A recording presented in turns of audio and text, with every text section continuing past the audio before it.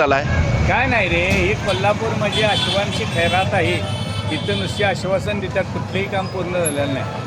बर त्या मुश्रीफ साहेबांना कागदला त्याचं कसं कागदवर प्रेम आहे. त्यांची माझी ओळख नाही. मी एकदाच मागच्या इलेक्शनला 10 वर्षापूर्वी तिकिटासाठी मला एका दोस्तानं नेलं. त्यामुळे माझ्या त्यांचा कधीही परिचय नाही आहे. पण बरं. जिथं चांगला आहे तिथं चांगला आहे, जिथं बरोबर आहे तिने बिन बोलता काय काय केले कागदला.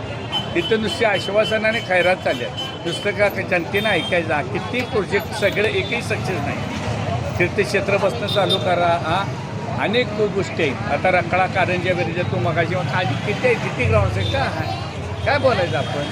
जनता कळते, आपण जनता काय बसते आहे. मला काय जनता का बसते ती जनतेलाच माहिती. काय त्यात नाही सत्य बोलायला पाहिजे ना नको. बरोबर दुश्मन जरी असला तरी चुकते तिथं चुकतेनं बरोबर आहे तिथे बोल. आता त्या मुश्रीफ साहेबांनी त्याच्यापुरतं केलं तर केलं.